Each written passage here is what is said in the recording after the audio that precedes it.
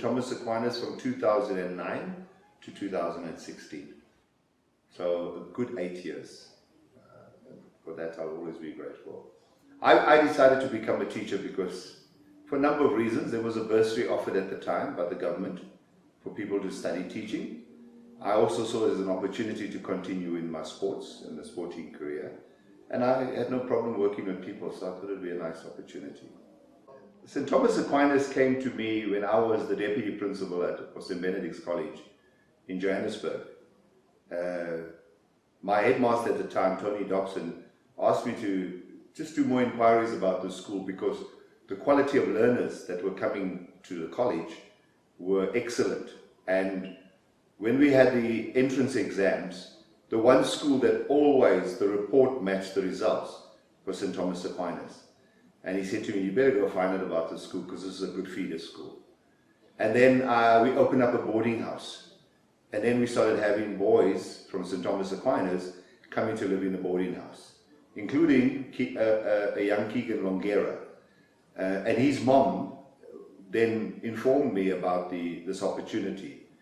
And I just then applied, not thinking much. I didn't know where Witbank was. I had no idea where the school was.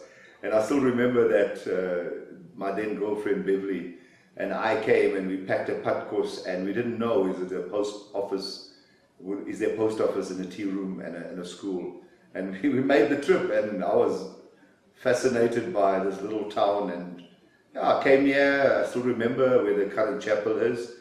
That's where I went for the interview. It was kind of very scary, you know. It wasn't I say scary, maybe it's the wrong word, but it wasn't a well-lit room. It looked like a secret little enclave of people. And then I was offered the post, and I joined the college in January 2009, I joined. And I got the sister's house. The school then bought in Duncan Street, the sister's house. And then I was offered that as the accommodation for the school principal. It was daunting. I'd never been a principal before. I was comfortable because it was a Catholic school, because I've been in Catholic education all my life. And what was also interesting was it was run by the sisters. So I was the first lay person to be a principal. I was also male in this female territory.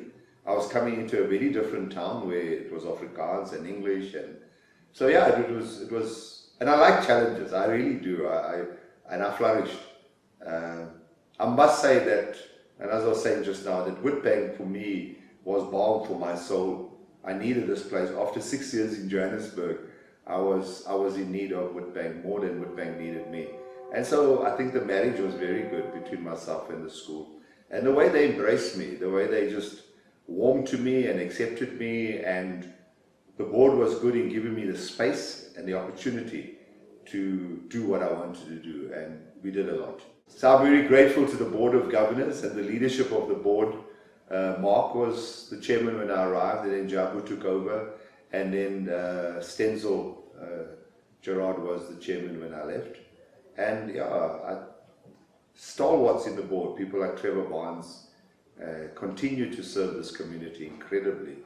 And yeah, it was a good place for me for 8 years. I really enjoyed it. And like most things in life, you outgrow a situation. And I left because I needed to grow. And there was nothing more I could do here that someone else couldn't come and continue the work. So I'm blessed. My start at St Thomas Aquinas School, my first day, I think I said to the staff that I will change nothing, and then proceeded to change everything. And I must say that the growth of the school during my time was so exciting, because I think sport became something important. I think that was the first appointment we made. I made was to put someone in charge of sport to grow the sport. And the other different faculties. And then the current principal, Melinda, she was appointed as head of primary during my time here. So yeah, it's nerve-wracking because you got to learn. But I was confident in myself that I had the heart to lead the school. It wasn't just a job for me. It's a calling, it's a vocation. It's bigger than a job. But we never worried about, I think St Gabriel's was chock-a-block. I mean, it was always so full. So I know now schools are struggling lower down. But that was a brilliant feeder because there was a waiting list in St Gabriel's.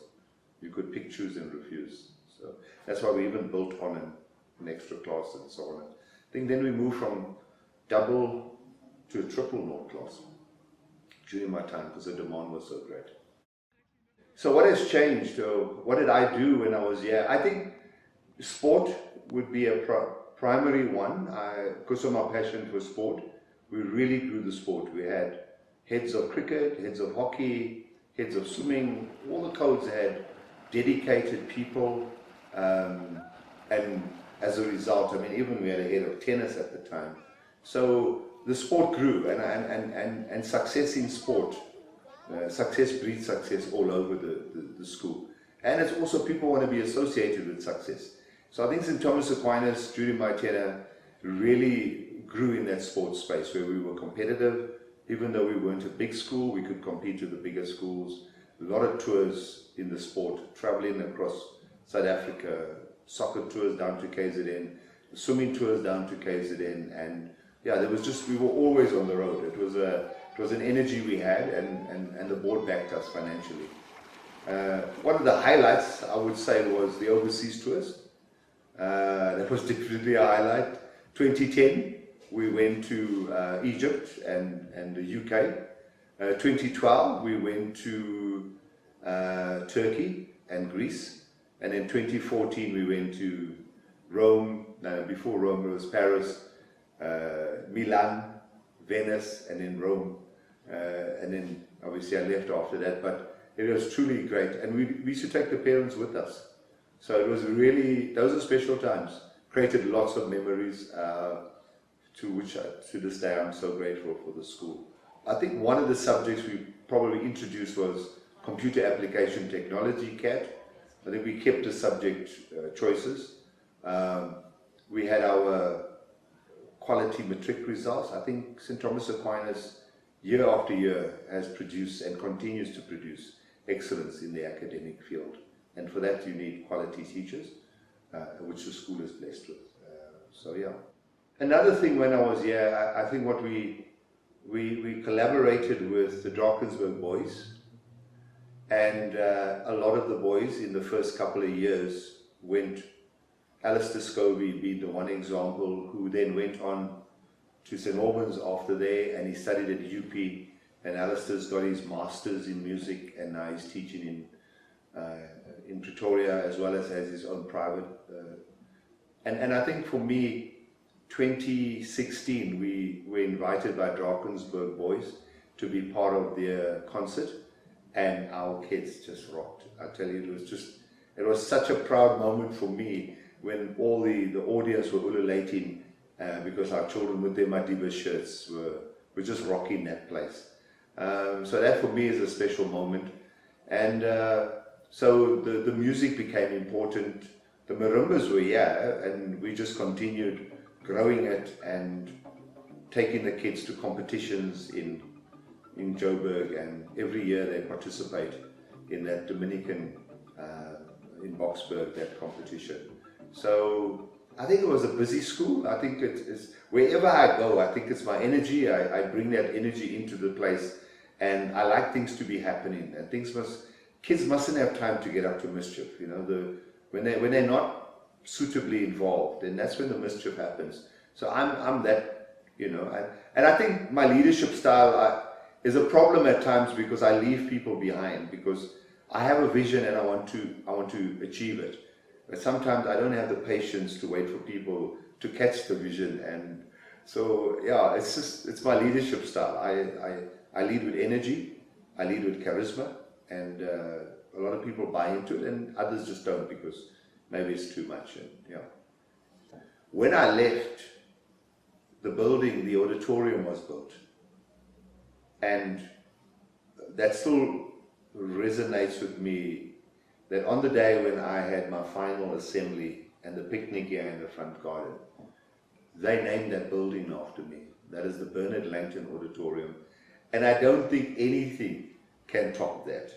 I don't think a gift of whatever value can top the acknowledgement of naming a building after you. I didn't think before that much of it, but when it happened, it was a total surprise.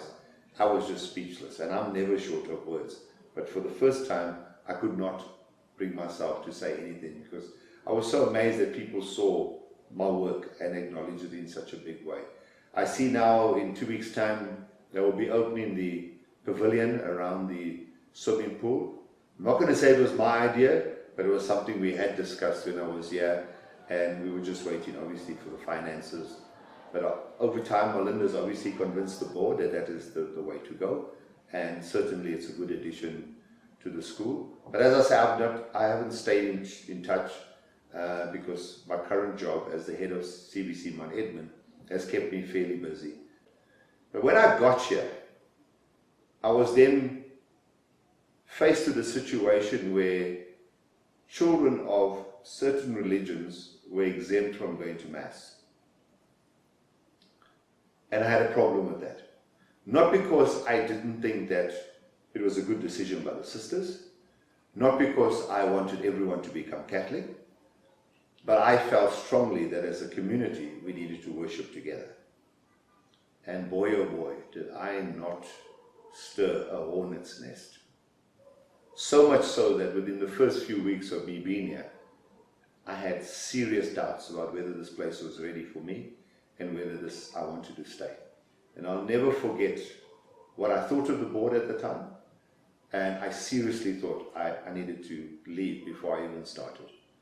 And thank God I humbled myself and sanity prevailed, because if it was pride, I don't think I would have stayed. Because I lost the battle. The board told me that Muslim children or Jehovah's Witness children will be allowed to stay in their classrooms when the rest of the school went for a liturgy. And I had to swallow hard, but yeah, I humbled myself. And sometimes in leadership, you need to do that. You need to acknowledge that you are not God, that you still have a boss. What I would like to say, though, about St Thomas Aquinas, that it's a very good school. It's a jewel. And I think people who have been here for a long time maybe don't see the true worth of this school. I think the standard of education and the quality of the holistic education that exists in this place is of a very high standard. And having moved to a big city, I know that St Thomas Aquinas has and will continue to produce young men and young women of excellence in a holistic kind of a way. It's not a very narrow type of education. And so I just want to encourage Melinda and her staff and the Board of Governors and all connected with the school to continue to uphold the values, the quality of education they are producing and continue to produce, because we need more children coming out of value-based, faith-based educational institutions that will make a difference in the world. And I think St Thomas's can be counted among some of the top schools in the country when it comes to quality. And people need to recognize that. It's actually a very good place of learning and teaching. That what I did start when I arrived was golf. And today one of our learners, Albert Venter, is a professional golfer on the pro circuit in the Sunshine Tour. And I know Albert, when I last spoke to him, had tried to make it out in Europe, but came back and solidified before he tries again. And I think in the memory of Yanni Ackerman, who really supported the development of golf, we really had good times. And, you know, playing in the tournaments wherever we took the kids was really a special thing. So the golf was a big thing in my life and in the lives of those children and in the life of the school. Everything when it came to sport, we did it well, and we sought for excellence. So in terms of the history of St Thomas Aquinas, I think is the history of the Dominican Sisters of King Williamstown. And wherever Catholic schools were established was because the bishops of the day invited the congregations to establish schools. And that's what would have happened here at St Thomas, where the then local Catholic bishop would have invited the Dominican sisters to come and establish an institution of learning for girls. And that's how they would have come into existence. I know that the history of the Catholic schools did change in the 90s with the release of Nelson Mandela and the opening up of schools. Catholic schools struggled to maintain their numbers. People had a lot more choice, and you will see a lot more where schools started becoming co-ed schools. And that's what would have happened here as well in the 90s. I believe in co-ed education. I've been exposed to the monastic as well as the co-ed, and I think the co-ed has got a special place. And I think Catholic schools in the country at the moment, by talking generally, are post-COVID, are struggling. I think the school network needs an injection of visionary leadership. Otherwise, more and more Catholic schools will close down because that vision is not there. And our society, our country needs faith-based schools. We cannot all be of one cloth. And I think there's a space for schools like St Thomas Aquinas, especially in a place like this. I know now that the Dominican sisters have asked the Christian brothers if St Thomas Aquinas can fall under that umbrella. And as a Christian Brothers school principal, I'm very much aware that Melinda now is part of our network, which is called the Edmund Leadership Forum. So, and that's just once again the sisters realizing in Springs as well as in Velkom, the sisters and the brothers join hands to form one school. And it just makes a lot more sense that St. Thomas Aquinas now is part of the Edmund Rice network. And yeah, so that's a positive. So it's just about sustainability. Just to say something about sustainability, I think our schools, especially our Catholic schools, need to revision. You know, there was a time when they had a particular charism, a particular niche in society. I think that needs revisioning. I think it needs some really, really astute leadership. I think it needs a lot of courageous leadership to really say, where do we fit now in our current dispensation as a country? Where do we fit? What are the needs in the country? And I know that skills is Africa's greatest need. And I'm not saying that the school becomes a skills-based school, but I think that if you're looking at sustainability, I think you've got to look at other offerings and other opportunities to grow the school, whether it's adult-based education or a specific trade school, trade skills. The CETA's got lots of money. It's about exploring other alternatives and not to be stuck in one way of thinking. So I think that's something that St. Thomas Aquinas should look at. I'm sure they've done some discussion around it. How do you remain relevant in a fast-changing society where the value systems are changing all the time? Heads of schools, new problems they're facing, different scenarios they have to address. And I think the schools need to really look at where they fit now and how they can really make a difference in society. So it's a challenge, but it's an exciting. In my time here, you come across very different people. And there was one particular parent whose son was in the school, and she had a peculiar way of paying the school fees when she did pay them. And she used to drive this car that was held together by a prayer. And I don't even think she had a license, but let's say she had a license. And I'll never forget one day I went to the local Checkers and I came across her and her friends. They were sitting in the car and they were eating chicken, fried chicken and whatever. And she then proceeded to ask me to give them a push start. So here was the principal of St. Thomas pushing this car with these ladies sitting in, eating their KFC or whatever fried chicken it was. And it was just like another day at the office, just give this car a push so it can start. And for her it was nothing. It was just like, So that is just one funny story that I can remember when I was here with the parents. But I think in any school, the children make the school. And I think as a principal, you need to be in the school. The office is just a place where your desk is and where you'd have meetings. But as a principal, you need to be in and around. There's a danger that you hide in an ivory tower and lose touch with what's going on. And even now, when some of the little boys, I think they're grade 9 boys, saw me now, and they were in grade 2, and they still remember. Now they were taking selfies with me, and the one says to the other one, "That's Mr. Langton, he's a legend," he was grade 2 when I left, And it's just, once again, it's so reassuring, because I think all of us at points of our lives say, what value have I added in this thing called life? I've journeyed through it.